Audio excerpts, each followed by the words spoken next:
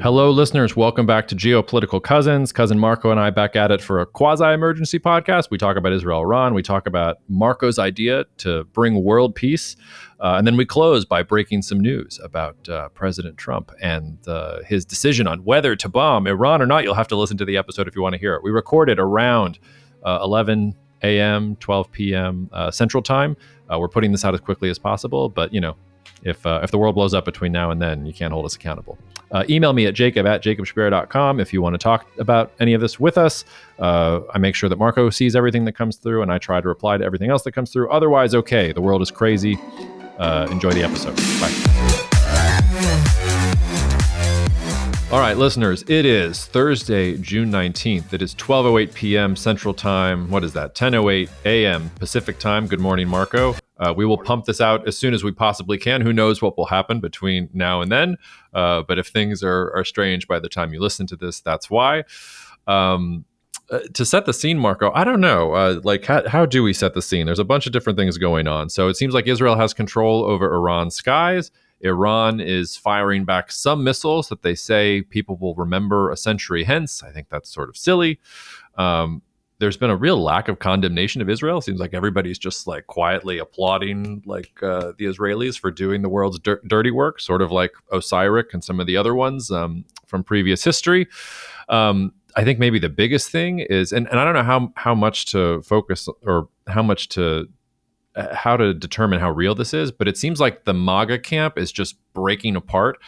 You've got Steve Bannon and Tucker Carlson like just hammering Trump and everybody else for being seduced by the neocons. And now as Trump, like everybody's shifted from is the US going to bomb Iran to likely to bomb Iran. And we're getting sort of all the memes around that. But, the first thing that we should probably talk about, Marko, is do you know the population of Israel? Are you aware of the population of Israel? Yes, I am. Yes. I watched the whole Tucker Cruise interview. I could not get enough of it. But he said population of Iran. Right? He did. I assume you watched it and know that according to Tucker, 92 million. Yes. I needed Tucker Carlson to tell me that it's 92 million. No, it's fascinating. It was awesome, and then I loved the retort from Ted Cruz on Twitter, because he posted this meme of Tucker Carlson interviewing Luke Skywalker and asking him, do you know the population of the Death Star? And I almost wanted to reply like, yeah, but you forgot the next like comic book strip, like little bubble where Luke Skywalker says, yes, I do. And responds correctly. It's like, it was a fair question. And you didn't have the answer. I'm pretty sure that a nerd like Luke Skywalker would have known the population of the Death Star. So, it was shocking. It was shocking. Also, the second question, the follow-up question, which is one that we, of course, know very well, you and I, because the Stratford was beaten into us. What is the ethno-linguistic mix of Iran? And Ted Cruz is like, well, they're Persian. Farsi speakers are 61%. Kind of wrong again there, but go ahead. Well, it's just you can't make this stuff up. It's dramatic, right? It's a dramatic shift in, as you said, it's something that you would not have thought really would happen. But that's why politics are very interesting. There's alignments and realignments all the time. For those of you who are not, really steeped into what's going on, you can watch the Steve Bannon and Tucker Carlson YouTube clip. I think it's about an hour long. And they discuss, and most of our listeners will not listen to this. I suspect that about 60% of our listeners are going to be pretty liberal and not like Steve Bannon or Tucker Carlson.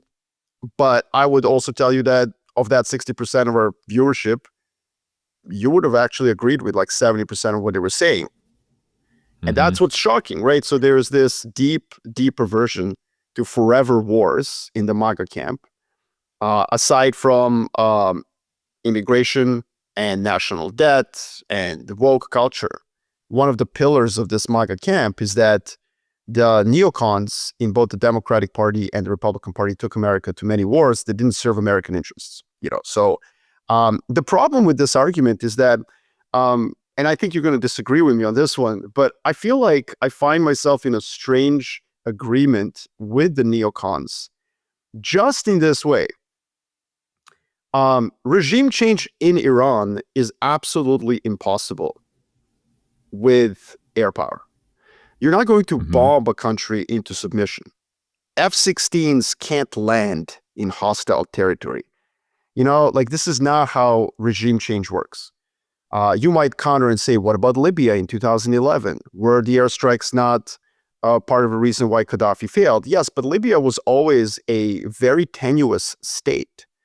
Gaddafi always had very tenuous control over the place. And the moment there was a rebellion in one part of the country, it was easy then to use airstrikes to sort of support that rebellion. Similarly, in Syria, people say, but Marko, who expected Assad to fall? I did in 2011. I was wrong for 14 years. But again, parts of Syria were effectively controlled by various other groups. Same with Afghanistan. Yes, Taliban fell in 2 weeks of warfare, but Northern Alliance was there for the US to support. Iran is a regime that has shot people in the streets, that's extremely brutal. It has control over the entire country. And yes, while there are some separatist movements in the southwest where the Arab population lives, in the southeast where the Baluchis live, while there are some separatist groups, they're nowhere as competent or adept or as freedom fighting capable as the other places. So the reason I say this, Jacob, is that I think that a limited strike on Fordo, which is this facility that is 40 to 80 meters underground, if the US were to do that and then send a very clear signal to Tehran and say, like, look, this is it. You guys already got pounded by Israel. So don't tell me that one more nuclear facility is going to make you go mad. Like the US could make that argument to Tehran in the back or directly. Just call up Tehran and say, like, look, we're going to drop some bombs on this one facility, Fordo, and finish this thing, this nonsense, and then we're done. If you guys want to retaliate against like smaller US military bases in Iraq, as you did in January 2020 after we killed your general Soleimani, if you want to do that, hey, listen, man, totally par for the course. Just tell us which ones so we can put the troops away. But like, if that is what is happening, then I think the revolt by the isolationist part of MAGA, is a little bit too much. Like, this isn't necessarily a forever war. The US has conducted limited strikes in the past. And a strike on like one facility is not going to drag America necessarily into, there's risks, don't get me wrong. I'm not advocating for it. I'm just presenting the counter here, that you can justify a limited strike. I mean, Iran's been pounded by Israel for 6 days now. What's one more building? How does it change? It's just Israelis don't have the weapons because the US didn't give it to them. The US has to take care of that. If that were to happen, I can see the argument and logic that maybe some neoconservatives are using. Now, regime change is a different story, and I think that would obviously be a disaster for many reasons, and we can talk about that if you want. But like, I'm just saying, I'm defending basically this argument that there is something in between. Yeah. We should talk about all of this, and we'll have to disentangle it because I think there's a U.S. political conversation to have, and then there's also an Iran conversation to have. And maybe we start with Iran, because I keep on going back and forth here because I'm not exactly clear just how strong the Iranian regime is right now. Now, you can look at a map of Iran, and you can look at an ethnic breakdown of Iran, and if you are a neocon, you start to salivate, because Iran is not a monolithic state. It is a mountain country. This is not the type of country, to your point, that you invade easily. It's the time that you get stuck in a mountain valley and you either get assimilated by whoever's locally there, or you have to tuck tail and return home. And the way that Iran or ancient Persian empires expanded was never by direct conquest. It was always by giving goodies to vassal states all the way out to the Mediterranean. And in that sense, the way that this version of Iran was trying to do things, the way it was so heavy-handed with Assad and with Hezbollah, it really wasn't good strategy. And you can see how it's just blown up in their faces. Part of me, though, wonders, And this is, I think, where the Fordo strike might actually matter. If the U.S. comes in and obliterates Fordo with, the biggest bombs, and Trump starts talking about the biggest bombs in the history of man, I wonder if that's the last leg of legitimacy gone for Iran. Because then this government has spent all this treasure abroad, spent all this Iranian blood abroad. It doesn't have a nuke to show for it. It doesn't have economic prosperity. It just has isolation and pain. And at that point, do the Iranian people say, after all this, you didn't even have a nuke? You can't even protect us from Israel? 10 million people taking over the skies and bombing us into oblivion? Like this regime can't hold. And then maybe you get an overthrow. And I think this is the real neocon fever dream. And then the liberals take over. The secular Iranians take over. And it's the old versions of Persian empires, which everybody romanticizes and forget that, like, what was the 300 about? It was about the Persians coming to conquer Athens and the Greeks. Like, they will eventually come and expand out sort of in all directions. So there's sort of that point to it as well. I think you're right that the idea that it's going to, go from there. Yeah. So okay, look, there is one case. There is one case where airstrikes led to regime change, and it's my homeland of Serbia. Mm-hmm. So 1999 rolls along, and for 3 months, NATO pounds Serbia through punitive airstrikes. It was supposed to be military only, but the Serbian military did not turn on their air defense systems, which was very, very smart and very, very dangerous for the population of Serbia. Why? Because by not turning on their air defense systems, they did not allow the United States of America to conduct its suppression of enemy air defenses. And that made it very difficult for the US and NATO to then fly their low altitude, platforms such as Apaches and Warthogs to take out the Serbian military. And so NATO grew increasingly more and more frustrated by this decision by Serbia not to turn on their defense systems so they cannot be destroyed. And so they just started doing punitive air campaign for 3 months. Wesley Clark, famously, the general in charge of this, said, I think verbatim, basically, like, we're going to bomb Serbia into medieval age. After 3 months, during those 3 months, I just want to make one thing clear for everyone listening to this.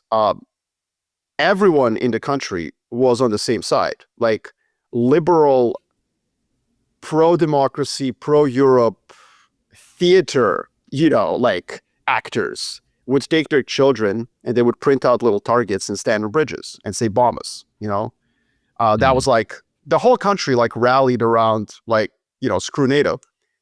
But then in 2000, so some 18 months later, when there was an election that Milosevic lost, and he tried to steal it as he kind of did before, there was finally a revolt.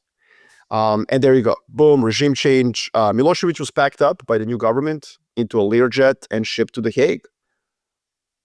And honestly, I think maybe 3 people died in that revolution. It was very bloodless. It was it's the perfect scenario, by the way, that the West dreams of. Not a single American soldier was committed to this regime change. The country was pounded into the medieval age. To this day, Serbia suffers from that NATO airstrike. It's the greatest military alliance in history, bombing you for 3 months. So that was obviously unfortunate for the country, but the regime change was smooth. The difference, though, I would say, Jacob, is that Milosevic never had a history of shooting people in the streets. He really didn't. For all his faults, and there are many, he never turned guns on the people in the streets of Serbia, ever. They protested all the time, by the way. People did not like him, especially in the liberal centers of the country, the capital city, Belgrade. The difference is that Iran has done this many times. 2009, Green Revolution, didn't care, shot people in the streets. 2019, didn't care, shot people in the streets. 2022, didn't care. So I think it's a little bit different, but yes, that would be the scenario. The argument here would be that eventually the people turn against the regime in the way that you've pointed, but I do think it would require restraint because there's a fine balance. So how many civilians died during the 3 months of NATO bombing of Serbia? If we take Serbian numbers, let's say, let's give it to them. It's about 3,000, I think. 3,000 in 3 months. In other words, this wasn't carpet bombing of civilian centers. So if the US and Israel want regime change in Iran, they kind of have to tone it down. Because the more it goes on, like there is a risk, there's two pathways, or maybe three. One pathway is Iran just stays Iran. One pathway is 18 months from now, Iran goes the Serbian route and you have this revolt. But there is a pathway where it just goes North Korea. And so that's why the danger is that too much violence imposed on the country from above. I don't think that leads to a revolt against the regime. It could very well empower the regime to become more brutal and empower the supporters of the regime to paint anyone who opposes it as traitors. Because, if women and children start dying from Israeli bombs and American bombs, it's going to be very difficult for anyone who wants regime change to claim that they are on the correct side. So it's a fine balance, and that's where what I'm saying is that the Fordo thing would have to be flagged as extremely limited, and the U.S. would have to give Tehran something in exchange for taking Fordo away from them. And I think that something would have to be restraining Israel. I think that would have to be kind of the balance here. Yeah, and I don't think that's going to happen. I've been trying to think about scenarios for Iran going forward, and I've got four, and maybe there's more, and maybe some of these are realistic. One is that the army takes over, just a classic military coup, and Israel has not really bombed army targets, so you can kind of see that maybe Israel would like to work with the Iranian regulars, not the IRGC. The IRGC are the defenders of the revolution. They're the ones that Israel's taking out. I've heard maybe that the theory. IRGC. Yeah, that's maybe fair. the IRGC takes over, but Israel's killing them all. And if Israel has control over the skies, I think they're going to keep killing them. Like I think like they're done in sort of a meaningful sense of controlling things. As long as they're trying to control things, I don't think Israel is going to stop at all. Another scenario I've been thinking about, it's funny you bring up Serbia. I've been thinking about the Soviet Union in 1990, 1991. What if this is all just a house of cards? And what if you get absolute chaos for 3 or 4 years and a bunch of Iranian oligarchs gobbling up like what's left and Western investors coming in and gobbling up, and you get 5 years of liberalization and chaos, and eventually there's a Vladimir Putin, except with an Iranian name that's at the end of it. And then the other scenario I have on my bingo card is really more of a question. Where is Hassan Rouhani? Where are the pragmatists? Where are the dudes who were trying to push back IRGC influence and who wanted the JCPOA and who wanted normalization with the West? They're not dead. They're still there. There's a significant power and political base there. To your point, do they put the supreme leader on the jet to The Hague? Or this obviously didn't turn out to be true, but I got a text from somebody like 36 hours ago that was like, the Ayatollah's on the way to Moscow. He's on the plane. Yes, He's going to be sharing the room with Bashar. Oh my God, yes. But could happen. You do have some friends, but they're very excited. Some friends in Israel. That one wasn't even Israeli. I have those Israeli friends, by the way. Like they're like it's coming apart. Sorry, it's like no, it's perfect. It's shades of Debka file from the late 1990s. There's a real reach into the recesses there. So those are some of like the scenarios I have on the board. But I have a hard time getting over the plain facts as I see them is like Iran is basically defeated unless there's a nuke that they're hiding, or unless they've really got something that can impose more pain on the Israelis than they are so far. Like the Israelis are just doing whatever they want. And it doesn't seem to me that the United States is going to be able to stop them, especially if Trump tries to do the take credit for it and help bomb Fordo along. Like in some ways, the biggest intelligence success here, like the operations by the Mossad on the ground, incredible, whatever. The deeper intelligence success by Israel was like playing President Trump correctly. Yeah. Like, oh, if we do this and if we hit them right, the U.S. will join us. Well, let's leave that. Let's leave that for the end, like for the second part. I want to cook on two things that you just said. First of all, where are the moderates? Well, that's my point, Jacob. Like, I think 99% of the people I interact with in the West and 100% of people in Israel have lost their damn mind. You know why? Because they've never been in a rogue state, ever. Mm-hmm. Like they've never actually lived in one. Where are the moderates? Are you fucking kidding me? What do you want them to do, bro? You want them to go out and be like, hey, I've got an idea. No, you get shot in the head. This is why you cannot pound a country into regime change from above. You can invade it. Go right ahead. Let's do a draft in America. Let's draft some 18 to 30-year-olds I won't have anyone to play basketball with. Ooh, a little pat on the back there. Did you see how I did that? Nice. I did. Let's do that. Let's invade the country and have regime change. So that's obviously insane. But also what's insane is this idea that someone's going to rise up while Israelis are bombing Iran. Not even Americans, Israelis. Like, this is the country that, like, everyone in Iran, like, there's this Israeli propaganda going around. 80% of Iranians hate the regime. Like, time out, bro. How about we see how many of them hate Israel? Yeah. How about we poll that? 80% of Iranians hate the regime. That sounds plausible to me. I would say 90% hate Israel. So, like, there's a problem. Moderates don't have any voice right now. They have no platform because the country is engaged in warfare. And that's my point. In Serbia, liberals who hated Milosevic for 10 years took their children with them and stood on bridges with little targets over their head, telling NATO, come and kill me and my kids on this bridge. Not government supporters, like, not, loyalists of Milosevic. This was just everyone. When you get attacked, this is what happens. So that's where I would say that's where all those people are. Now, the other point where I disagree with you a little bit is that U.S. can't restrain Israel. I think that oftentimes when something like this happens, we assume that countries at war are like when you were playing Doom 2 on unlimited ammo hack. And that's just not the case. Both Iran and Israel are going to start facing shortages of munition. For Israel, the big problem, there was a Wall Street Journal article that was very interesting. I didn't even think of this, but they're not using Iron Dome to stop these missiles. They're using David Sling and then Arrow 1 and Arrow 2, and they're running out of arrows, missiles. They're very expensive, and Iran has more ballistic missiles than Israel has interceptors. Now, the good news is for Israel that they are actually destroying the launchers, so that's very helpful.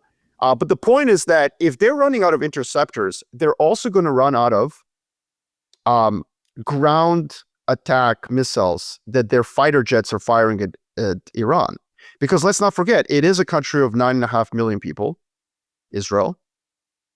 Countries of 9.5 million people, even militarized ones like Israel, don't plan on multi-month regime change campaigns of countries of 100 million people. Like, that's not what you plan for. You've got some ground attack missiles to deal with Hezbollah, threats in Syria. Maybe you have enough to attack the nuclear facilities in Iran. But there's just no scenario under the sun where Israel can keep this up for months. And in fact, I suspect Benjamin Netanyahu, when he announced this operation, when he says this is a 2-week operation, I don't know if you caught that. Yep. And somebody told me, but he said that about Gaza. It's different. In Gaza, you use bullets and you use tanks.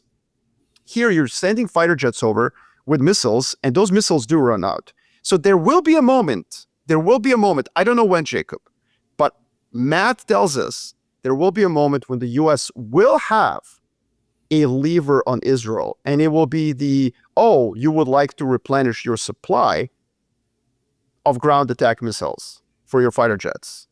And that will be a moment when, one would assume President Trump can say, like, look, you've done a great job. We now need to let Iran stew. And hopefully during that period of time, some of the moderates can come out and be like, was it worth it?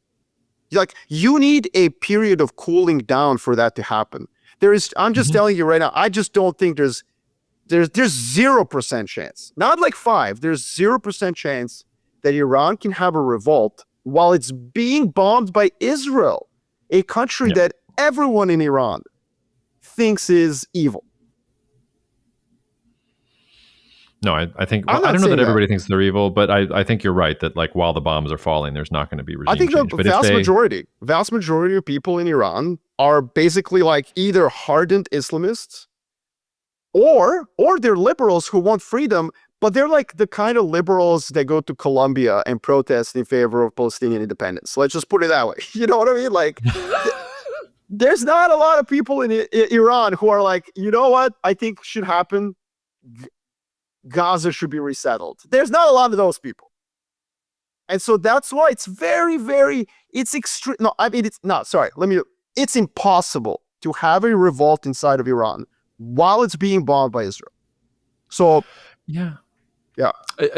I think you're right about there's not going to be a revolt until they stop bombing. I'm not sure that the Iranians hate the Israelis en masse. They might after this campaign, considering how deadly Israel makes this. But like, go back to like the ancient Persian empires, like the Persians didn't care what the Israeli or what the Israelites or whoever they were back then did in their own territory. They were like, just make sure you pay tribute, make sure you're like not running afoul of our things. And then you can do whatever you want. And remember, these are Shiite bunch of different other sects. Like in some sense, it's like the Sunni Arabs that are nearby. We don't. No, we don't have to go that far for your example. If you want that example, you can go to 1980, 1981, Iraq-Iran war, where the only country that supported Iran was Israel. Clandestinely, not overtly, but for Israel, Iraq was a bigger threat. The entire world was on the Iraq side. I hear your point on that, but like, it's been a long time since then. It's been 45 years. I think it's very, very few people in Iran who have a positive view of Israel. And so, or America for that matter. And so it's going to be the moment you rise up against the regime in this moment, you will be accused of being a traitor. That's what I mean. That's what growing up in a rogue state like makes you like know. It's very difficult for you to oppose the regime right now. And I think that people like Ted Cruz, who are like out there talking about regime change and like, well, people will rise up. Like, cool, yes, maybe. And Israel's actions may precipitate that. Well done. Thank you, Israel. But there needs to be a cooling off period, like 12 months. You need to give Iranians 12 months to clear the rubble and be like, what the hell was all of this for? As you said, we don't have a bomb. We spent all these resources on Hezbollah and Hamas, and that hasn't done anything. Assad. Like, what are we doing? But that moment of reflection cannot happen while somebody you hate is bombing you and your family, right? Like, it's very difficult for that to happen. And I would argue it's never happened in history. I'm open. Please tell me, the viewers, listeners, tell me I'm wrong. Give me an example. I gave you an example. Serbia took 18 months of peace. After NATO stopped bombs, 18 months of peace before that happened. All right. Well, I think we've talked out the Iran thing. So before we move to our bigger, grander topic, I do want to talk about U.S. politics for a second, because part of me thinks that you're right about the freak out about the conquest of the neocons and John Bolton's last revenge, and are we really getting dragged into forever war? But to your point, if they literally just bomb the shit out of Fordo, and that's all that the United States does, and in 18 months, let's say the pragmatists take over and they ship the supreme leader and his son off to The Hague or wherever they want to send them, then President Trump can be like, hey, I told you I was the one who could handle this conflict for a couple of bunker busting bombs. Like, I basically took off who Kamala Harris said was the greatest adversary we ever saw. All it took was a little bit of pressure, and I did a great job. So I think I hear you there. I will say I've been getting this weird. Well, there's two things. The first is it does feel like there's a split inside, at least on social media and reading some of the personalities. Those that are very opposed to this and those are very anti. And it's your Tucker Carlsons and your Steve Bannons, and maybe I've had some people reach out and say, hey, that's the fringe. Like 80-20 people are for bombing Iran, even within the MAGA crew. Don't listen to the louder voices. I heard one conspiracy theory that Elon got out when he did because he saw on social media how things were building towards this and he wanted no part of it. But I have had this like weird thought in my mind about Lyndon B. Johnson. I'm obsessed with Lyndon B. Johnson, and I'm obsessed with the Vietnam War, and I'm a nerd about all of it. And the idea of a brash, norm-breaking, powerful man who is extremely good at manipulating domestic situations, but who is overmatched with foreign policy and is desperate to seem strong and want the United States to seem strong, getting dragged into a conflict that maybe he doesn't quite understand so much. And maybe the great society here is the one beautiful bill and the return of manufacturing and everything else. I'm like, it's a stretching metaphor, but I wonder, there's some part of me that wonders if President Trump is not making that kind of mistake. And if some of the base really does turn on him for this, that maybe he starts to really lose his domestic position. And maybe he does get distracted by the Middle East instead of dealing with places in Asia Pacific, et cetera. The other, well, yeah, let's just pause it there, because I'm curious whether you think that's too much when it comes to U.S. politics. Yeah. So my conspiracy theory here is that this is conspiracy theory, Marco. is that the U.S. didn't know. The U.S. was told 2 days before. They scrambled. The initial Marco Rubio statement from the Secretary of State was very terse, did not suggest the U.S. was in any way participating in any way. And then the next morning, I think President Trump woke up and was like, it's better to be seen to be an accomplice than to not have had any role in this, especially once it became clear that Israel is just crushing it and has a highway to Tehran. So I think that there is a part of this where I think Trump is almost like using his base instincts, like I just need to look like I'm on the winning side, and somebody, I think Fareed Zakaria, I mean, not that I quote talking heads often, but he had this great analogy. This is FOMO foreign policy. Like there's FOMO now driving the United States of America to participate, or maybe not. We'll see. Obviously, we're recording this on June 19th, Thursday. Maybe, if the U.S. does get involved, it will be on Friday afternoon after the markets close, as we all know. Yeah, so like I think that's there is a world here where the U.S. just lets Israel do this. Israel will degrade the nuclear program massively. They don't need to destroy Fordo. They just don't. Iran is set back by years after this. I mean, Israel is degrading like literally down to the electricity wires that lead to Fordo. Like centrifuges are going to spin out of control. There's all sorts of reasons why there is no need for the U.S. to participate. And if the U.S. does participate, I do think that the critics of President Trump will be correct. It will have been done out of FOMO. So your analogy to LBJ is a really good one. Yeah, but you don't think for a second that there's going to be an American soldier with boots on the ground in Iran? Of course not.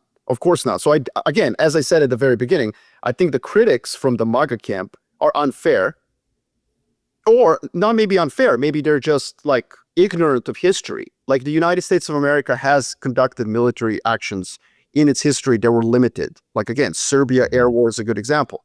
Not a single American died in that operation. I think some Apache fell during training in Albania, whatever. Like the point is, there's a way to do this, without a single soldier. So it's not fair to say, well, if you bomb Iran, you're on a slippery slope to a forever war.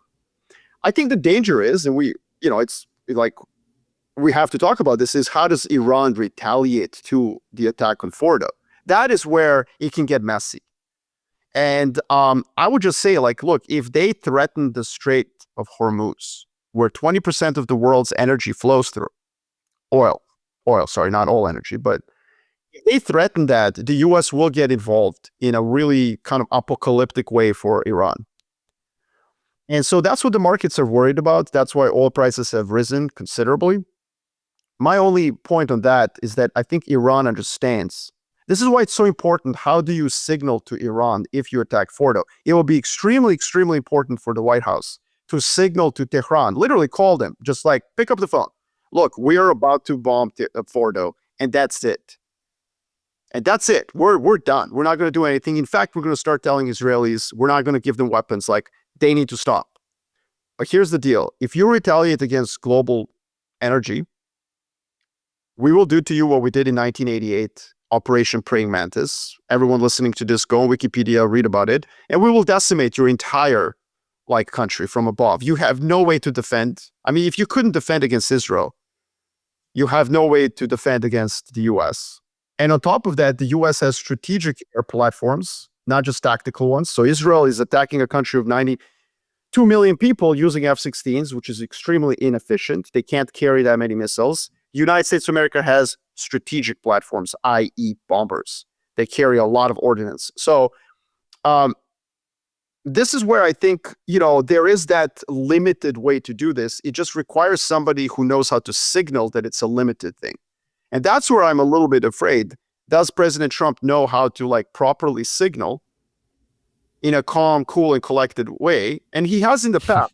But to his credit, he has in the past. General Soleimani was killed on January 3rd, 2020. And President Trump was very calm, cool, and collected afterwards, didn't retaliate to Iranian retaliation. So I think that that is the needle they have to thread if they're going to participate in this attack. Now, one thing about Iran that I want to also mention, I know we want to shift to big picture, but I just want to mention this because it's important. The deputy foreign minister also said this to Christiana Amanpour on CNN, and she waved him off.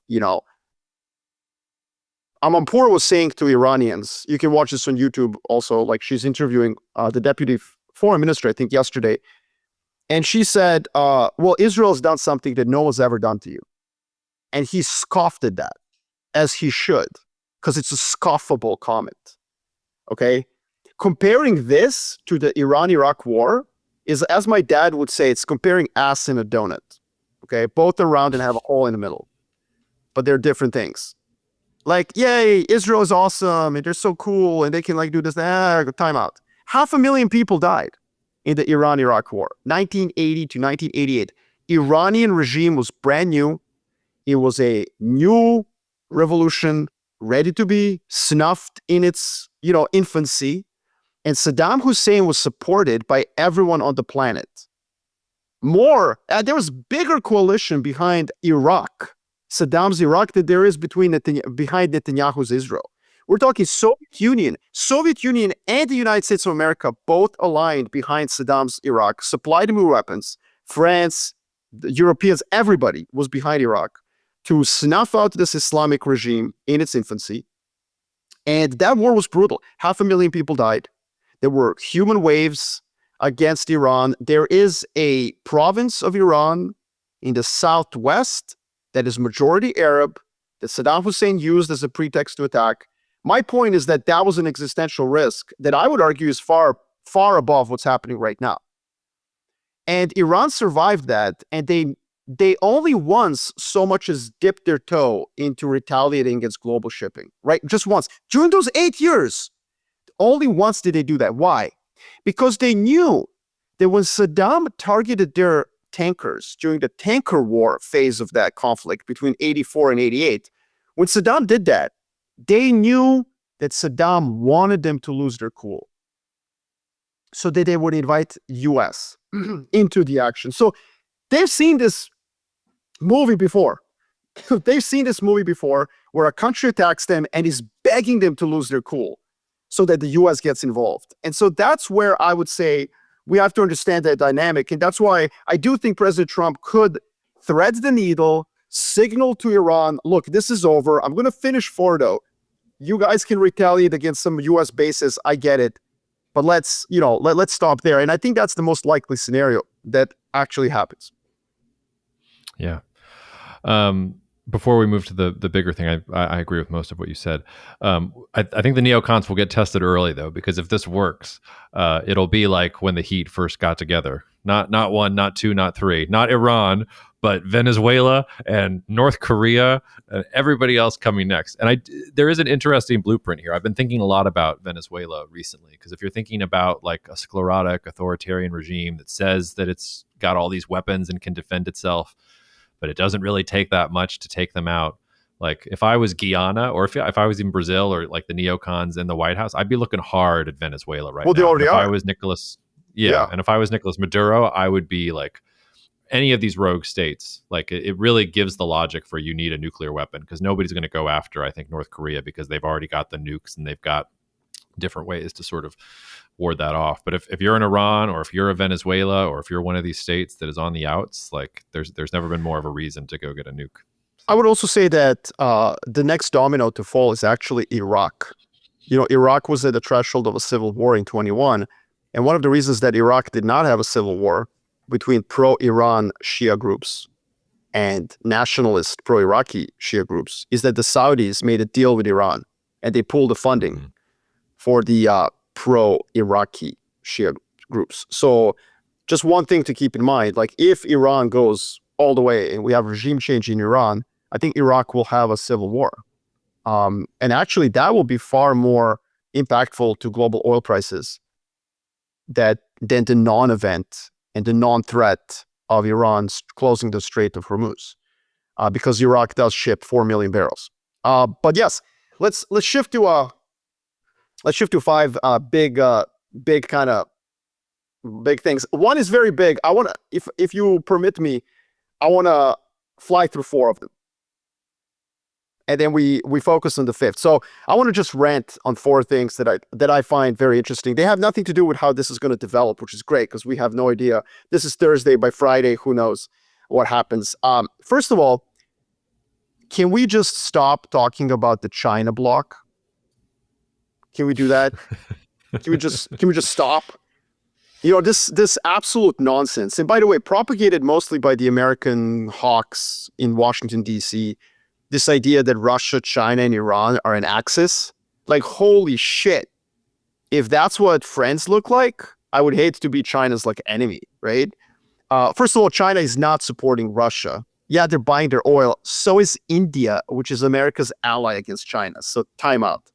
No, Marco, but if you open a Russian drone, there's Chinese electronics in it. If you open a Ukrainian drone, there are Chinese electronics. If you open literally everything in this house, there's Chinese electronics in it. So no, there is no China bloc. President Xi was in Kazakhstan. He made a statement about this conflict.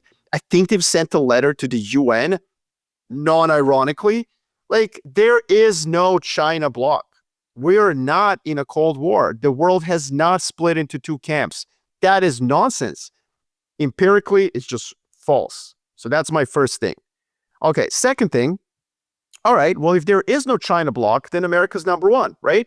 Yay, USA. Oh, wait a minute. No, because America can't even keep its vassals in check. And that was your point from the beginning, that the biggest takeaway from this is that the big intelligence, failure or success, depending on whose perspective you see, is that Israel just kind of strung the U.S. along and then attacked anyways. Told the U.S. with a 48-hour lead. Now, to Israelis' huge credit, they are very magnanimous in their total victory. And they're playing along with this charade.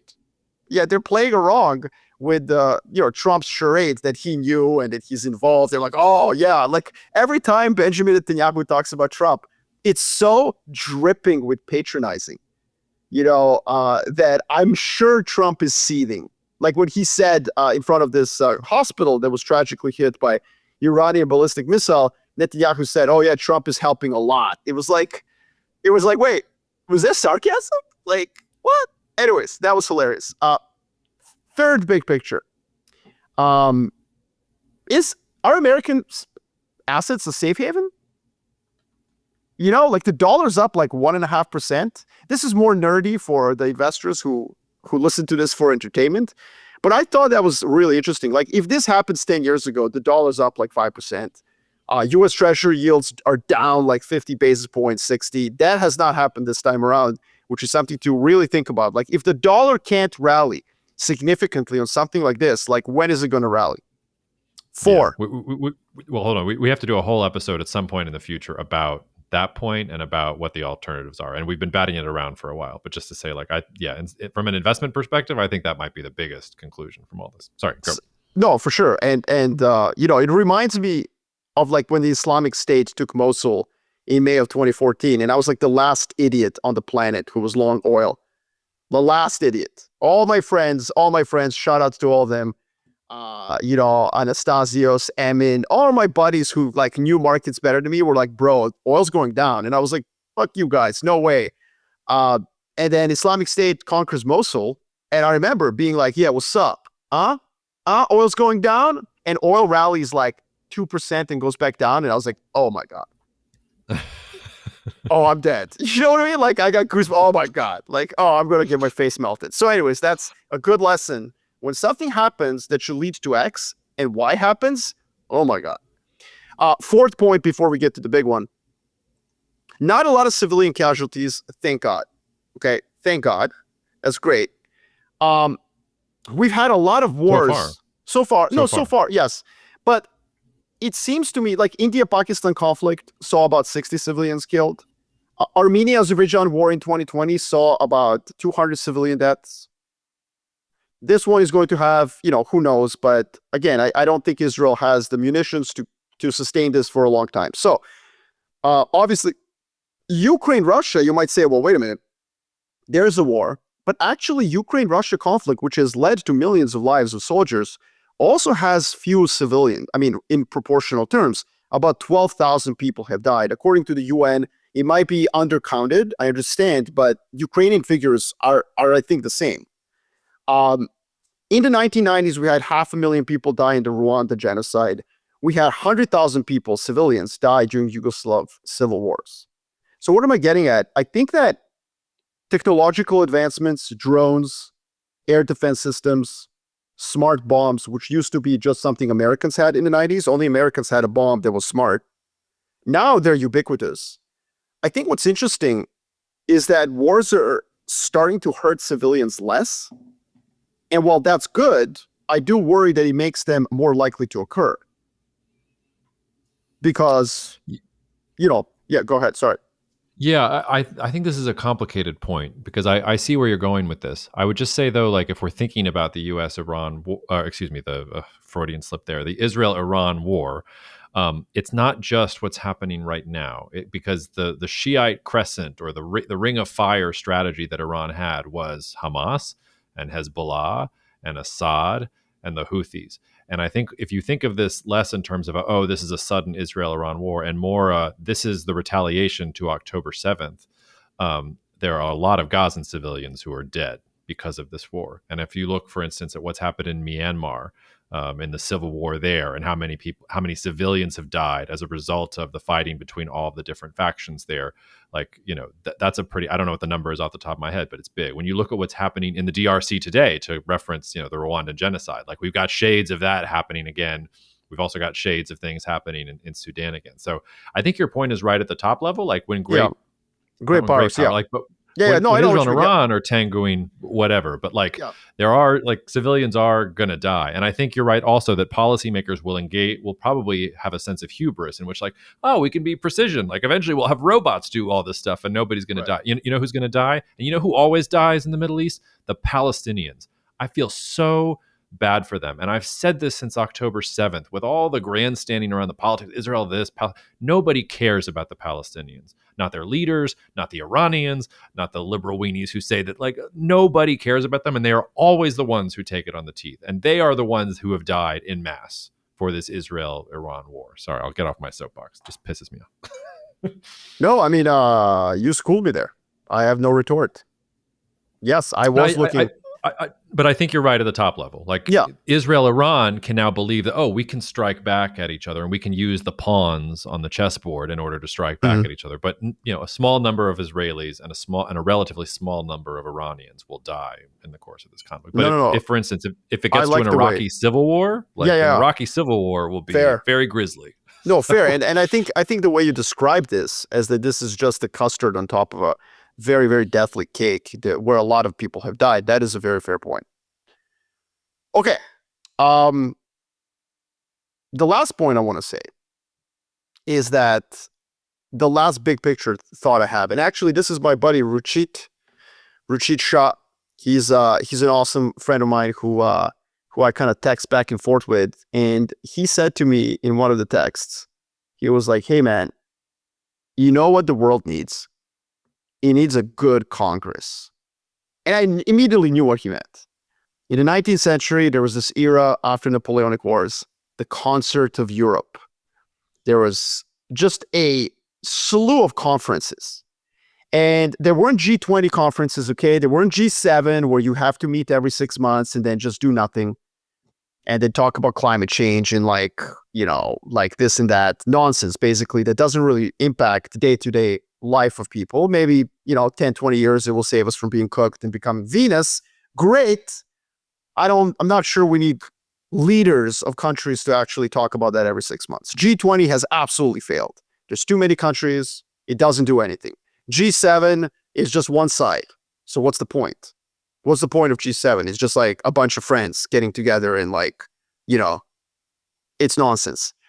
The Concert of Europe era was an era during which great powers, which were in competition with one another, would meet in an ad hoc basis to deal with specific issues.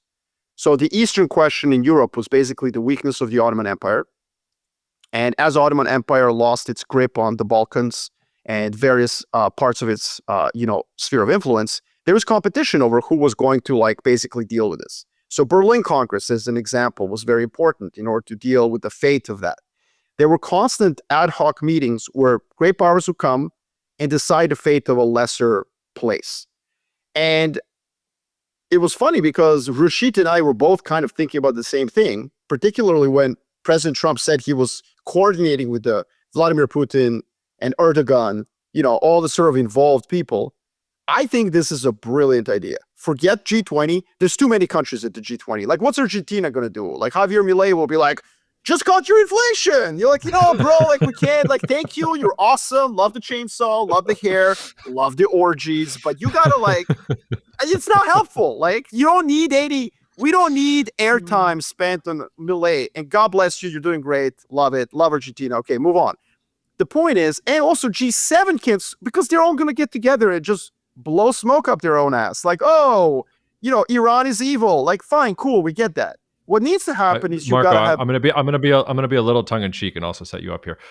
Maybe we should call it the United Nations or the United Nations Security Council. Well, so that's a great. So no, that's a great point. So why can't we do this at the UN? You know why? Because I think that the UN is just played out. And because the UN is not where the leaders go to, because UN in almost every country in the world has lost prestige. Like leaders, actual presidents. When was the last time you saw White House cabinet member at the UN Security Council? I mean, okay, the UN ambassador, the ambassador to the UN is kind of like a cabinet member, but like, Colin Powell, like that was the last time. It was like 2003, man. We need a place where leaders go, the actual heads of government, in a nice resort. And what I would suggest, this is my pitch. This is my pitch for the world peace. Now, everybody here knows me as a nihilist who doesn't really care. If you all cook in thermonuclear war, I will be writing a note to my clients. Like, this is who I am. But here, I will give you something, dear listeners and world. I will give something to the world, even though my nihilist religion prohibits me from caring. Do a Mar-a-Lago Congress. Just like do it. President Trump, listen. First of all, you can charge rooms at Mar-a-Lago for like, $1 million a night, first and foremost. The first and people Congress, have to pay in Trump meme coins. Yes, 100%. This is my idea, okay? The world needs a Mar-a-Lago Congress to kick it all over. This is like the Congress of Vienna, right? This is the first one that we're going to have. You get Russia, you get China, you get Turkey, obviously. You get, whoever else needs to be there, someone from Europe, and basically you sit down. Oh yeah, sorry, Saudi Arabia in this particular case, Mohammed bin Salman. Israel and Iran are not invited. Or if they are, they're just like watching their fate decided. Sorry, guys. Or maybe they are, maybe they're not. I don't know. The point is, the big boys and girls, to be non-gendered here, it is 2025, need to be in the room together, not in different camps, and not diluted with like South Africa and Argentina. Love both. Love you guys. You guys are awesome. But if you come to this room, it gets diluted. So great powers only. Your point is like, bro, that's the UN Security Council. I agree. Totally true. Except, it's not cool anymore. I mean, I don't know how else to put it. Like literally the UN is just not cool. And these people are not going to, Putin and Erdogan and Trump are not going to meet at the UN Security Council. They're just not. Yeah, I think the failure of the UN is instructive to what you're talking about. And by the way, listeners, like this is what Kissinger wrote his PhD on the period that Marko was talking about, like 1812 to 1822 and Metternich and Castlereagh. Like this is what Kissinger loved himself. I think the UN, like it failed for a couple of different reasons. And really we're talking about the Security Council. Like the rest of the UN is not what you're talking about. The rest of the UN was really focused on the commons, on global health development or climate or all wonderful goals, but like not what you're talking about great powers, divvying up the world and making sure wars didn't happen. And I think the Security Council was designed to do that. But just remember who the permanent members of the Security Council were. So and still are. It's the US, Russia, or the Soviet Union, China, the UK, and France. And that's it. And if you were creating this concert or creating a new Security Council, those probably wouldn't be the powers that would be like signing the checks at the end of the day, or you'd have to expand it a little bit. I think also, nuclear weapons had just been invented and they had just been used, and the world had just gone through, a 7+ year war in which tens of millions of people died all over the place. So I think there was a willingness for the people in the an idea in the Security Council that if somebody bucks the Security Council, we'll just nuke them. You can't not listen to the Security Council because we possess the power of God and everything else, and anybody else who's not in the Security Council does not possess this power, and you're going to have to listen to us in general. And I think that's actually where it breaks down, because if you think of the Congress of Vienna, or if you think of the Westphalian system after the Treaty of Westphalia in the 1600s, like, it was never that one person was going to enforce things. It was all of the great powers agreed on, here's the spheres of influence, and we'll work out our issues behind the scenes. And yes, people are going to die, but we're going to try and minimize it as much as possible. Whereas the UN really was like, no. Like, we won. Everybody needs to do this. If you don't do this, you're literally not in the United Nations, like the family of nations, and we will pummel you and destroy you, like they did with Milosevic and like they've done with some others. So. What I think the problem of the UN is that the permanent members of the UN Security Council are permanent. And the concert system in Europe was ad hoc. So congresses would be put together based on an issue, like, oh, wow, there's Crimean War. Oh, wow, Germany is unifying. Oh, wow, Ottoman Empire is collapsing. And you would have... Right. It should be like the Premier League. You can get knocked out of the league, or you can get bumped in the league based on how many points. Not just that. I mean, it's just issue by issue. Like, hey, man, like this Iran-Israel thing, do we need France and Germany involved? Like, no. Like, Europe, why don't you guys just pick who's going to come? But we do need, like, Turkey. Like, do we need Turkey involved in a South China Sea Congress? Like, if we have a Congress of Manila, where we try to resolve the sphere of influence competition between US and China, like, no, we're not going to invite Saudi Arabia and Turkey. They're not needed. Like, you guys, hey, no invitation needed. It doesn't mean you're not a great power. We respect you immensely. You're far away. So the problem with the UN is that it was designed for all issues, but that's not how the world works, because you do need a different grouping based on an issue. The other thing that I think the problem is that UN bureaucracy, the very place when you go to it, is way too normative, moralistic. It's infused with the last 25 years of liberal interventionism. They passed this nonsense responsibility to protect resolution that basically justifies any great power invading any place, but they thought that they were at the peak liberalism. Like, UN is just tainted. It's tainted by its disdain of realism and realpolitik. And unfortunately, the world is back there. And so there needs to be a new mechanism where great powers get together and say, okay, where do you think your sphere of influence ends? Here. Well, I think it's here. Okay, let's talk about it. And that's what I think, once countries accept that they're allowed to have a sphere of influence, which is the big thing that President Trump has done. He's shifted American foreign policy away from that Hillary Clinton statement that she made in 2010 when she visited Tbilisi and said that America does not recognize other countries' spheres of influence. We've moved away from that. Now that the United States does recognize spheres of influence, cool. UN is not a venue where to discuss that, because it kind of has an institutional disdain for that thinking. There needs to be a new mechanism, and that new mechanism should just be called Concert of Mar-a-Lago. And I'm pitching it as such so that President Trump agrees with it, does it, and then, there you go. We're off we go, and I've just reduced tensions in the world. You're all welcome, world. You are welcome. As you're about to say, I really thought about this and nerded out on this a little bit. So I think there's 2 points I want to make. The first is, and I know you're not, you didn't say anything about the realistic nature of this scenario. Like, it's probably not going to happen unless President Trump listens. Who knows? And he consumes a lot of media.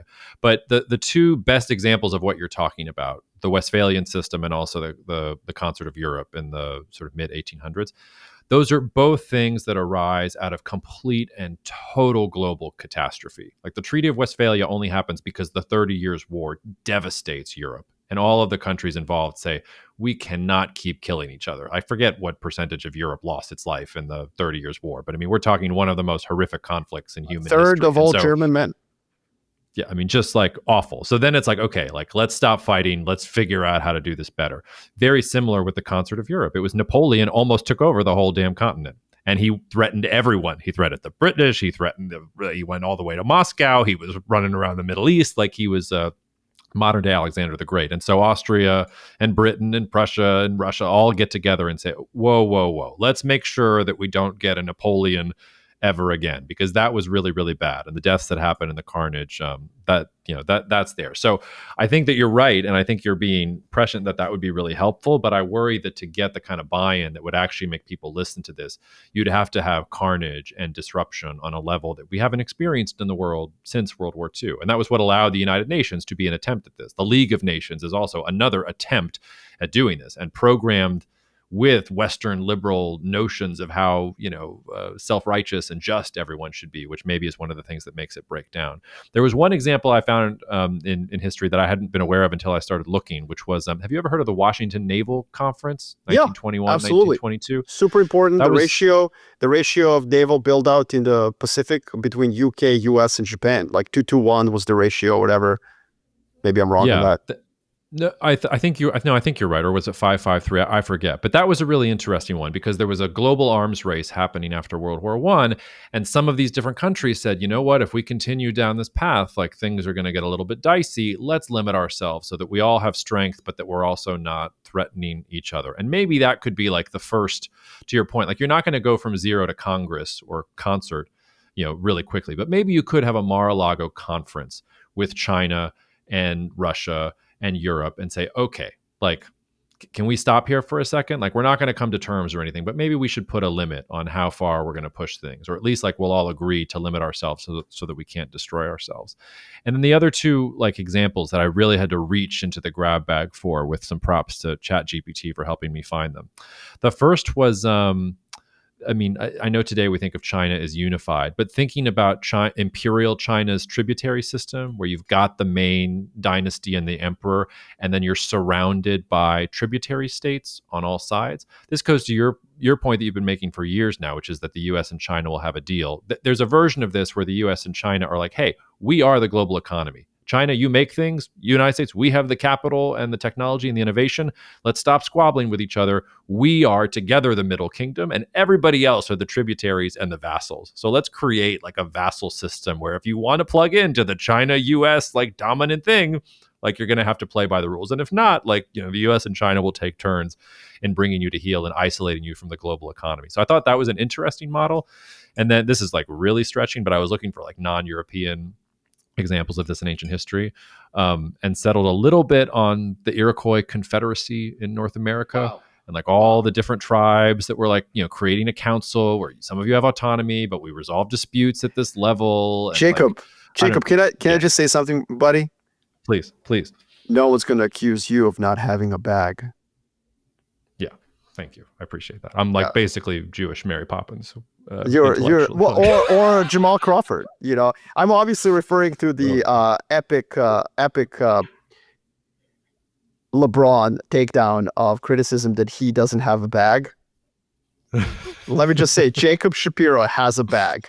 He has a bag. Now, yes. I actually don't think of it as a bag. When people ask me to describe how, I'm curious how you would describe how your brain works. When people ask me to describe how my brain works, I describe it as a never-ending file cabinet that just keeps going off into infinity.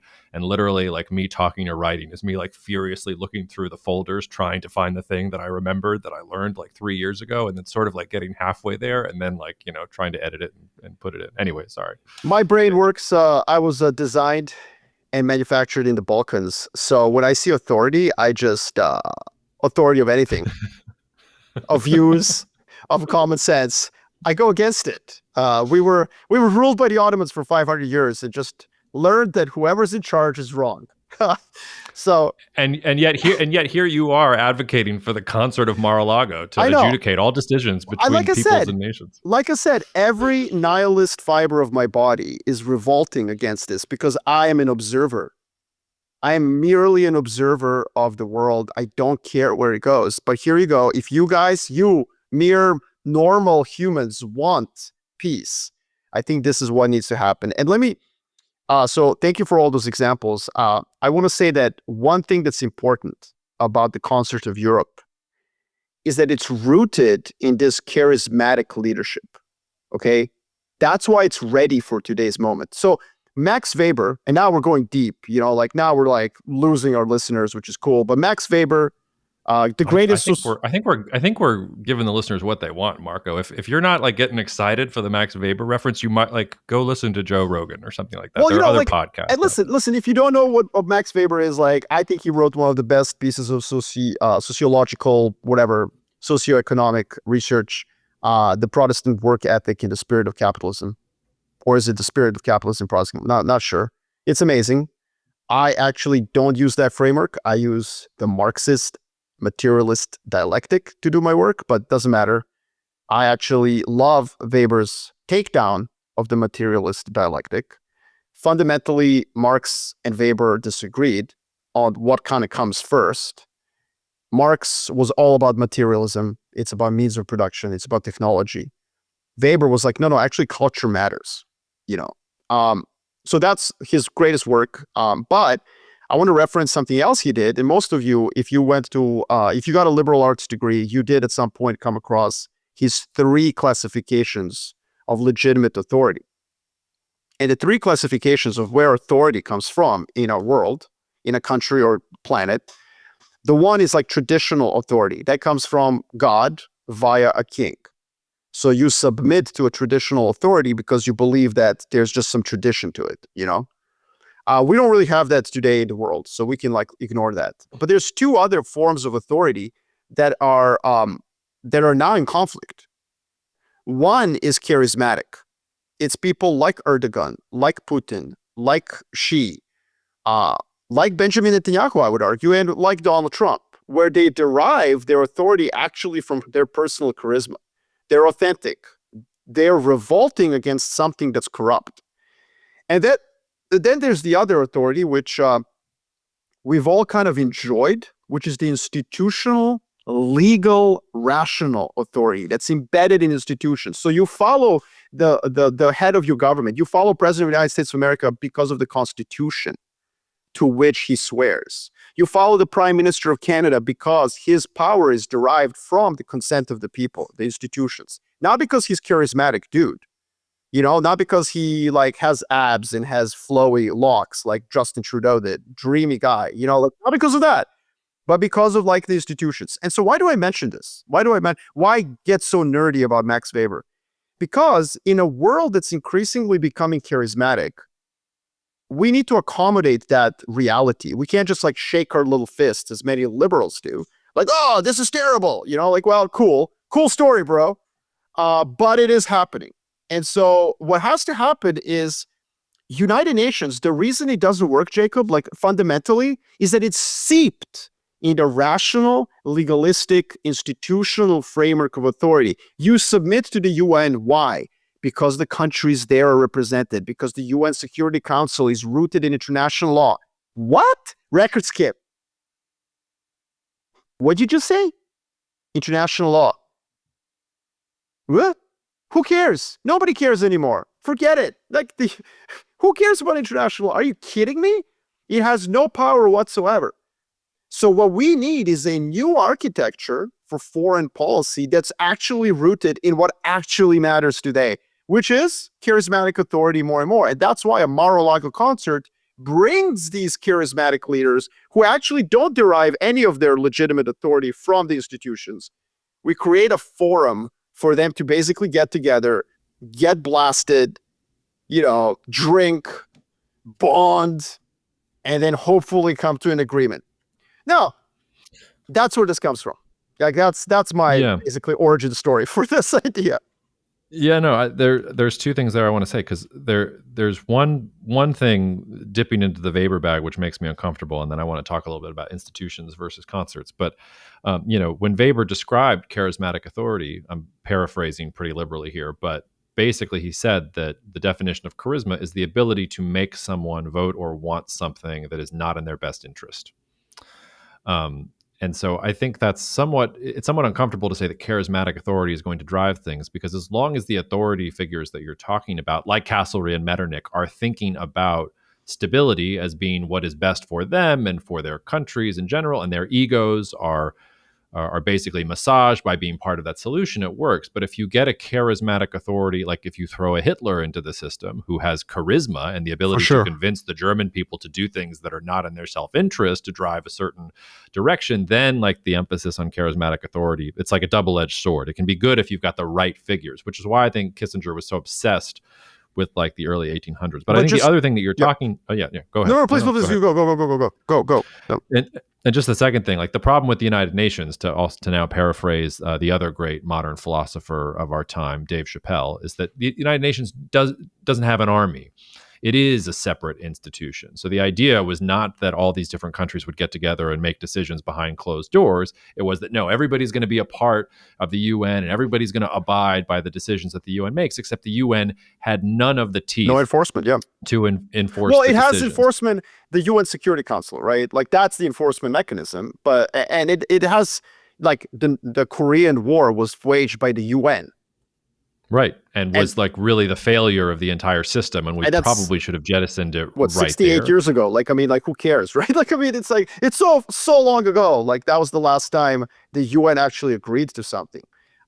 Whereas, like, what you're talking about with, like, the Concert of Europe or the Mar-a-Lago Congress is not going to have an army. It's that all of the countries that get invited have armies. And the tricky part here is then you commit your armies to enforcing the things that you decide at the Mar-a-Lago Conference. You hear them out. A couple of things I want to say. Hitler, maybe a bad example, right? Because there was no concert at the time. And the part of the concert is the League of Nations, but I mean, that was dead. No, but that's exactly my point.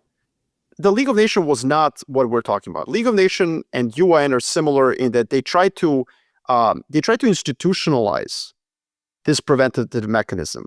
And they try to like paint someone as being illegitimate. Somebody is a troublemaker.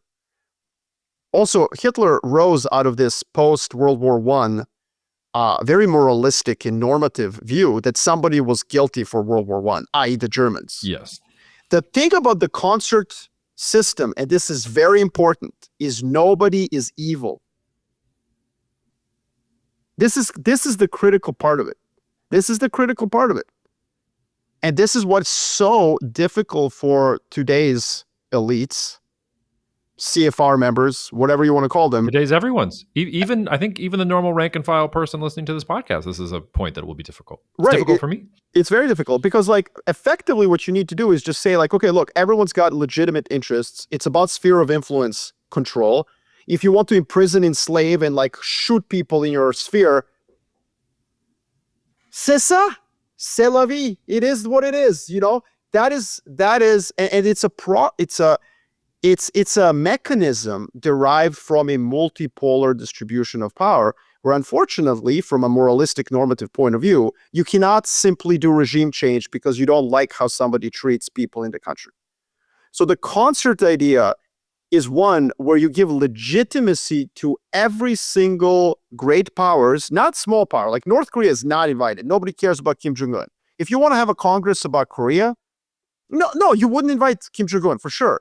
You would invite China, you would invite, Russia, you would invite US. Like you still treat troublemaker rogues like they're troublemaking rogues. You can invite them as a non-voting member. Like, hey, why don't you watch while we decide your fate? You psycho. Like, that's how you would treat the rogue. But if it's a country that it's a great power, what's the definition of a great power, Marco? We don't have time for that. You know it when you see it, like porn. The point is, like, if it's a great power, they have legitimacy by being there. And the problem with Hitler was that there was not that mechanism. Now, would the Congress of Europe in the 1930s worked? I don't think so. I will agree with you. I think that Hitler wasn't going to be really like bound. But in the 19th century, what you would have done to deal with someone like that is you would have actually said, okay, look, you can have the Sudetenland. Have it. No conflict needed. But here's the limit of your sphere of influence. Like, and if you actually break this, we will all go to war with you, including, and what happened by the 30s is the world was already split into camps, into two warring camps, where Italy and Japan were on Germany's side almost no matter what. Now, again, there's many reasons why this is not going to work. The biggest criticism of this is that ultimately the Concert of Europe era did fail. The Concert of Europe could not satiate Wilhelm II, who was a bitter, his Chancellor Bismarck wanted to continue the concert era, and he was fired. He resigned for it in 1890, at which point, Germany was basically led by a revanchist approach, where it was very difficult to contain their ambition. And then the world split into spheres. But the thing that the concert at least tries to tampen down is this tendency of great powers to go into two separate camps. It invites everyone. It doesn't judge. Moralistic normative arguments are dampened. They can be brought to the table. Like, hey, during the 19th century, a big issue was, what do you do with Christians? Christians who were in the Ottoman Empire as they were yearning to be free, the Greeks, the Bulgarians, the Serbs. What do you do with that? So there is some normative, moralistic issues that you can bring to the table, but most of it is just like, how do we delineate spheres of influence? And I think the liberal critique of this is that this is an extremely illiberal solution. And I would say that at the end of the day, I don't really care what the world does. I will just write research about it. That is my role in the world. But what I would say is that if you are a liberal and you care about human rights and you care about, how humans are treated, you have to become aware that the world has transitioned away from that legalistic, rational approach, the institutional, and has now headfirst jumped into what Max Weber calls the charismatic authority. So we need a charismatic global geopolitical solution for the charismatic era. Like, that's it. We're just being led by a bunch of egoistical, chauvinistic dudes. It's almost always dudes. And they just need a place to have a frat party. Like, I don't know what to tell you. Yeah. And I mean, to sharpen what you're saying a little bit, like, you have to give up the idea of universal morals and be a maximalist on morals within geographies that it's realistic to have those different morals, and then accept that there are going to be other ideas of it. I think another thing about the Concert of Europe, and your example is really great, because there is no Germany with the Concert of Europe when it's formed. German unification only happens later, and when the system gets too multipolar, like, the concert only works if you have a couple powers, which is where we're at right now in history. Like, it's not a bunch of different powers that are vying. It's like 3, maybe 4. Like, if you're pushing it, like, who's actually pulling the strings here? By the time you get to the end of the 1800s, the world is so multipolar that to work, the Congress system has to have all of these different interlocking alliances and things like that. And all it takes is the Archduke getting assassinated to flip everything into this. This is why we're cousins. This is why we're cousins. And that's a brilliant point, Jacob. And it wasn't just Germany. What happens in the late 19th century because of industrialization is that Japan rapidly industrializes in the Pacific and goes from being an isolationist island where people wear kimonos and use swords. It rapidly becomes one of the most industrialized places on Earth and whips Russia in 1905. Just destroys it in the Japanese-Russian War. The United States of America takes about 30 years to recover from its civil war and becomes the most powerful economy on the planet overnight. And then your point is that in 1871, Prussia upgrades, it gets a takeover badge and is suddenly German Empire. And so these 3 revanchist powers, in a way, start upsetting the Concert of Europe. I would say that that's unlikely to happen this time around. I don't think that there are that many revanchist powers, and I don't think that technological innovation is going to suddenly surge a random country like Morocco suddenly upgrades and becomes a global power. If you look at the list of our top 20, there aren't a lot of surprises in that list of top 20, I would argue. So well, and that's why that list we are going to have to revisit often, because there will be some surprises. No, listen, I agree with you. There will be surprises. The concert era always kind of buckles, but I do think that there was something about that late 19th century that was unique, Jacob. United States of America was largely virgin land, which is obviously inappropriate to say because there were, like Native Americans, my First Iroquois Nations. Confederacy. Come on, man. Like, No, reached fair. into the But bag for that. nonetheless, like this European power grabbed hold of North America and created a completely new global power out of nothing. Japan had this really strange isolationism that they had enforced, and that Germany was created out of a semblance of states. I just can't think, Jacob, of three such events for the next 20 years. I mean, maybe that's because my imagination is just failing. Maybe what's AGI has discovered, your point about city-states. We'll talk about all sorts of things that can happen. I just think that we are ripe. I think we're ripe for a concert era, and I think it would work. It is everything. If you have a master's degree from SAIS, if you worked at the UN or any international organization, if you are a member of the CFR, you are dousing yourself in gasoline right now and lighting a match. This is regressive. It's chauvinistic. It's toxically masculine. And there will be fewer bureaucratic positions open for the degree that you committed Much yourself fewer. to. There'll be a lot more positions open for I guess like bartenders at the bar, Lots of smoke-filled rooms. Like, this is definitely regressive. I agree. It's just that the question I have for people in those positions is, do you want to pursue a line, the geopolitical sort of line that makes you feel satisfied with like where the world might go, or do you want to actually solve the world's problems on an ad hoc basis? So one thing, and then I want to give you a hypothetical, and then we probably have to get out of here. But so it's not just like Japan and Germany and the United States at the end of the 1800s. It's also the collapse of China and the slow collapse of the Ottomans and the Russia. Like, so it's also like there's a decline there too that also emboldens the emergence of some of these others. So I think that's important. But let's put it to the test for a second. Let's put aside how realistic it is. Let's say that we were going to have the concert system deal with North Korea, which is this rogue state. It has nuclear weapons. It's irrational. It really is posing a threat to Japan and South Korea, China. The United States doesn't like it because they're trying to get ICBMs. So how does that work? Is that the United States, China, Japan? I don't know who else would be sort of in the meeting. Maybe I don't think you allow South Korea there. Maybe you do. And that's a great question, Jacob. This is a great question. I think that South Korea and North Korea are observers. They can be invited to like the post-dinner hangout at the bar,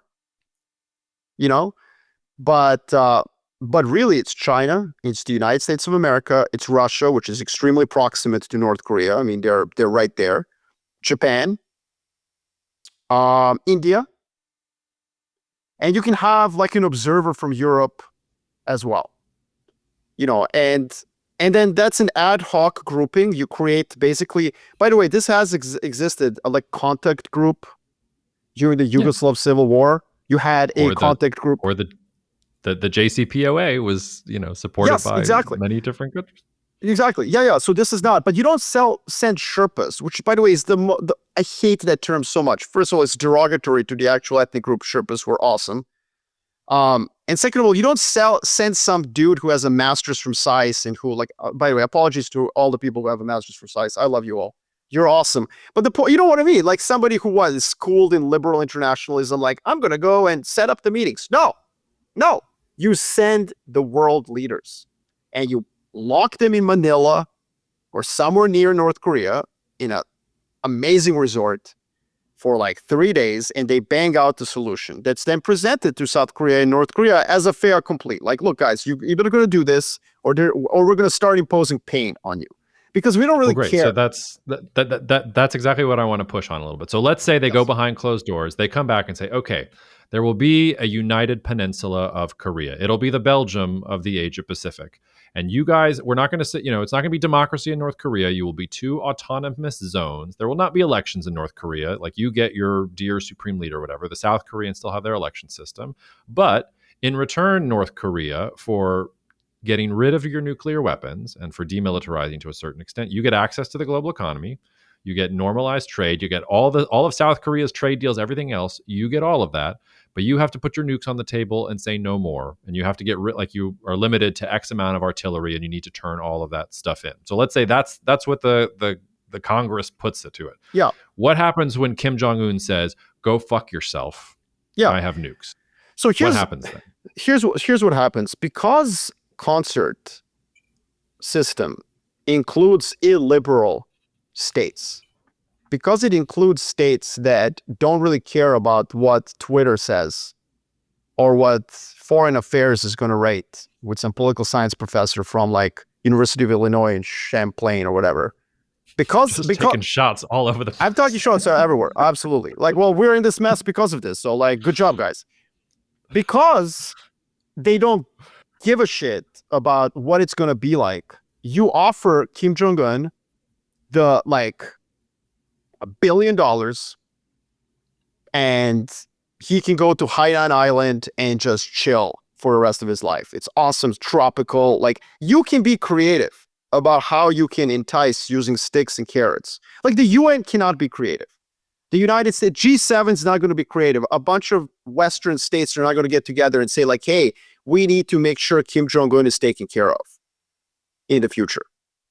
Like, you know, and by the way, I've always said, like, I fully endorse the idea that we should create an island somewhere in Indian Ocean, South China Sea, amazing place, where instead of sending dictators to The Hague, you send them to this island resort where they will forever live in incredible joy and like just wanton luxury. You know, like, call it the Hotel California. Yeah. You can check in any time of day. You just can never leave. Why? Because, you know, so like that's the thing about the concert system, because not everyone's liberal, moralistic, and normative. What do you do to Kim Jong-un? Well, you're not just going to offer him sticks. You're going to offer him carrots as well.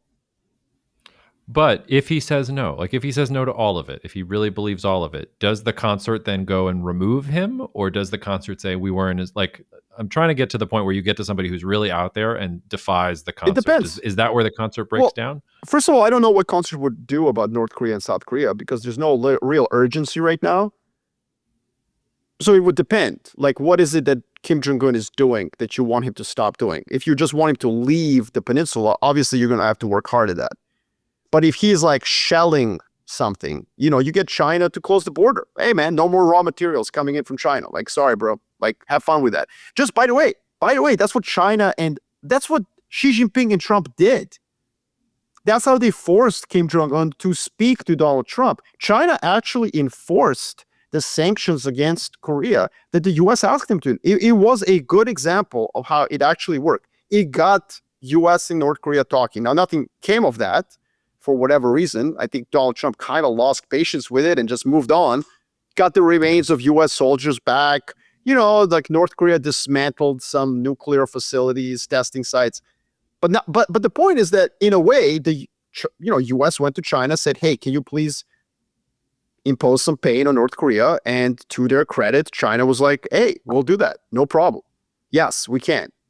So that's what it requires. It requires countries that don't like each other, that are rivals. I don't want to use the term enemies, but like, you know, kind of like frenemies. It requires them to sit down and in smoke-filled rooms, bang out a deal that is then imposed on these other countries. So yeah, I think it worked. It kind of worked in North Korea. It was effective. Kim Jong-un, you know, like talked to the West. He sat down, and then China and the US went off into a different direction and never really completed the deal. Maybe as part of the deal, the United States should offer that the NBA will enforce North Korean basketball rules for the rest of history if North Korea gives up its nuclear weapons. By the way, that's again a deep reference, but our listeners can Google what you mean by that. I want to say something else here. I know we're at the end. Anyways, close us out. By the way, land the plane. This is very, very rare. I just want to say I do not offer ways to solve the world. I don't. So this is maybe once a year I will think of a way to improve the lives of humans on this planet. Other than that, I'm going to be just an aloof observer bathed in complete and utter indifference. Sorry. That's just the way I am. Okay. We do have some breaking news, which by the time this publishes are not going to be breaking. So President Trump has just said that he's going to give 2 weeks for diplomacy to work. So while we were talking on Thursday, June 16th, basically that happened. Oil prices went down immediately from $78 down to $75. So, like not a huge decline, but like they're back at that $75 level. They were creeping up and up and up in the expectation that President Trump would attack Fordo.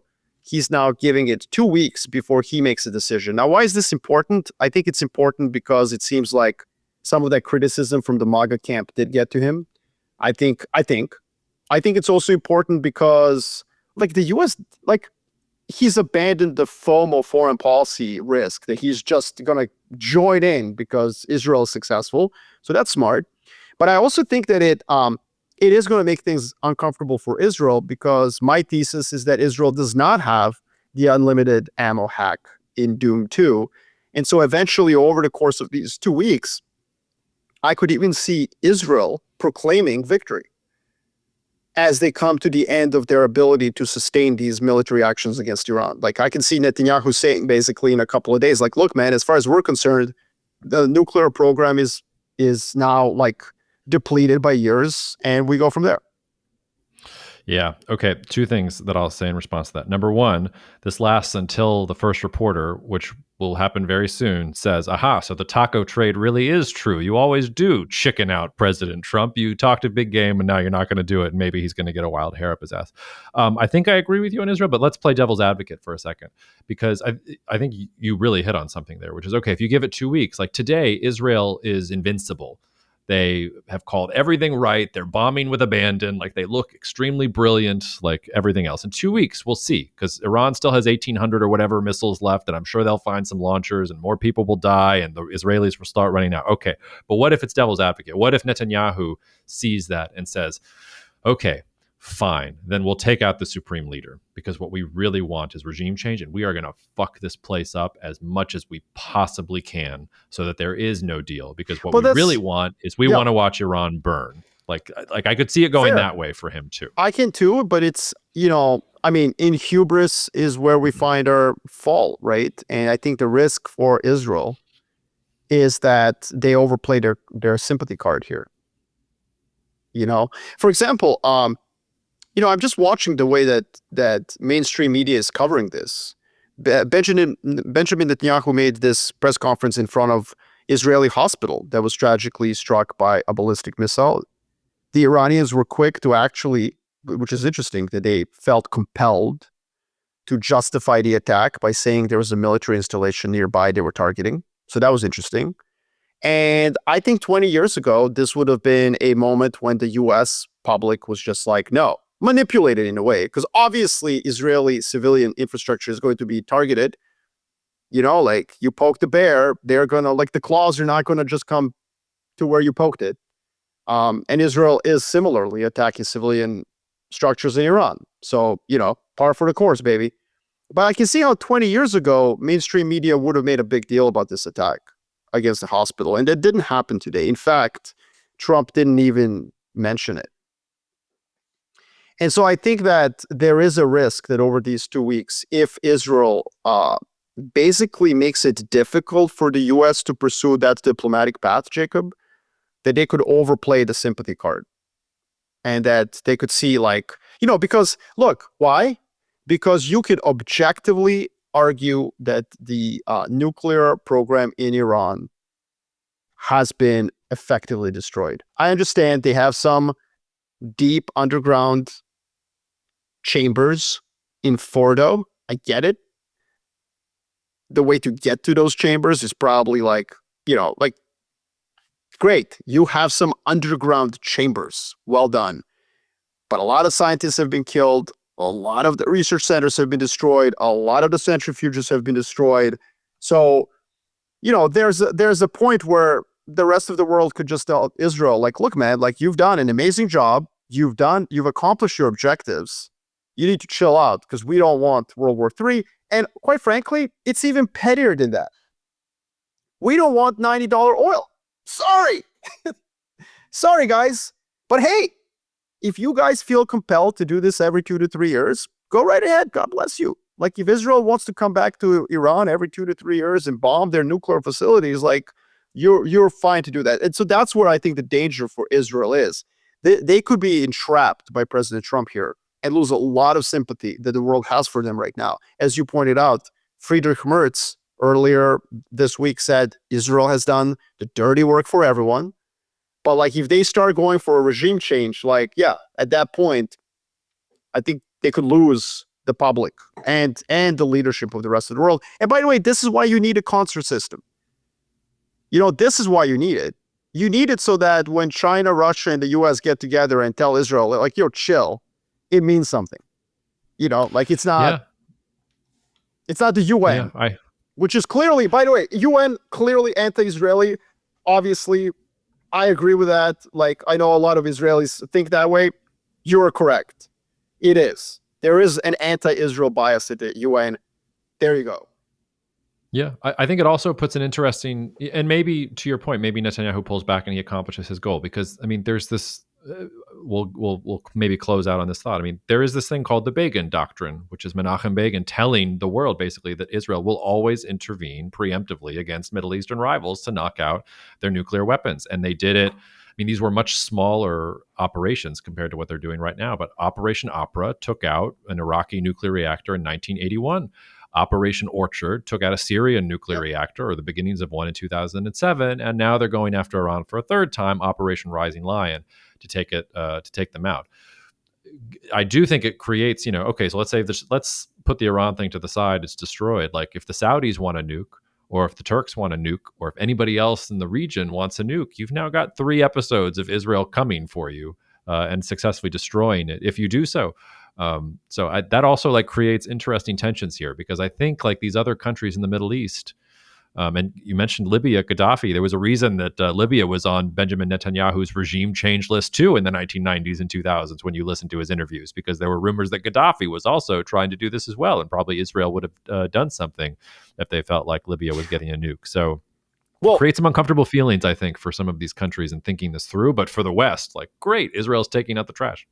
No, exactly. But again, Israel can tip from being like, thank you so much for doing the dirty work of the world. Thank you. To being like, yo, guys, you need to chill now because, you've already you've accomplished what your goal is. And again, I think that if the goal here is regime change, I would go back to the hour and a half earlier in our conversation where, look, I mean, I'll bet my career on this, like it is just impossible to get regime change while bombs are falling. If Israel really wants to facilitate regime change, a cool down period is what they should be pursuing. They should say, okay, cool, we've done this. Look how easy it was. Hey, people of Iran, your leadership is vacuous, it's powerless, but because we don't have a fight with you, the people of Iran, we're satiated now. We will stop. Because we don't want to rain down bombs on your head. That is the correct thing to do if Israel actually wants regime change. But one thing that we didn't discuss, and we're already like an hour and 40 minutes into this conversation, is what was the goal for Benjamin Netanyahu? What was truly the goal? And I think that one thing... Is he a neocon, or is he is he something else? Or is he a survivor? And I think that one thing that's been unsaid in the mainstream media, I mean, hell, even Iranians are not saying it, and it's clear. He barely survives a vote of no confidence. And then he attacks Iran. I think that ultimately we need to go back to that idea that not everything is geopolitics. Not everything is this high chess game, 3D chess. There's a 2-level game going on for President Trump. I think his decision on the 2-week delay is motivated by him being worried that he's going to lose an important wing of his coalition. And similarly, I think Benjamin Netanyahu absolutely took into consideration the fact that the far-right parties propping his government just needed to be satiated. And he's now taken an upper hand, because if some random right-wing party in Israel declares that he's weak on something, He's just going to be like, yo, ask the Ayatollah if I'm weak. Let's go to an election. Let's do it. Let's go to an election and see who's, and so he's flipped the domestic political dynamics with this attack. And if his motivation really was 60 or 70% domestic politics, then I think he's gotten what he came for. And at some point, why would you just anchor the Americans who are basically reloading you with military equipment that you need? Like, why would you push this further? I think on many different levels, Israel has degraded nuclear program in Iran massively. Benjamin Netanyahu has, swatted away his various rivals on the domestic scene. There's just a lot of boxes that have been checked for Israel. I think it would make sense for them to magnanimously declare victory in the next couple of days. But hey, we'll see what happens. We will, and we'll be back with you then, and we'll see just how far Benjamin Netanyahu has either ascended or descended on our geopolitical trade value leadership draft. Is that next? Next time. Is that what we're doing next? Unless the journalist asks Trump about Taco and he nukes Tehran tomorrow. But I think it should be next. All right. And congratulations, Marco, on the sale of the Lakers. Hope you're feeling good. I am feeling, it's bittersweet. It's part of history, and it was awesome that the Bus family is amazing. They've done incredible. But in today's world, what you need is just unlimited wealth to compete. And, look at how the Dodgers are doing. That's all I gotta say to all of you. I hope you're ready for just decades of annoying purple and gold dynasty talk. Yes, I've already resigned myself to the Jaren Jackson Jr. trade from the Grizzlies to the Lakers. What do I have to say about that? He will play 27 minutes because he'll commit 2 to 3 dumb fouls. But hey, hopefully he knows how to catch a lob. That's fine. He just has to defend the rim for 30 minutes and dunk some lobs, and Luka will take care of the rest. So. I hope so. Slim Luka. By the way, very excited about one thing. Eurobasket this year is going to be fire. So we should have a segment at the end of our podcast, updates from the Eurobasket. I think it's August to mid-September. And Luka is playing. He looks like he's in good shape. I love that he's going to play. It's just cardio for him, because he's going to have to play 40 minutes. Jokic might play. If Giannis plays too, it will be like a really competitive Eurobasket. France, obviously, is just absolutely stacked. So that'll be interesting as well. Anyways, sounds great. Who would have thought we would end at that point? Anybody who's listened to this podcast regularly. We'll see you guys. All right.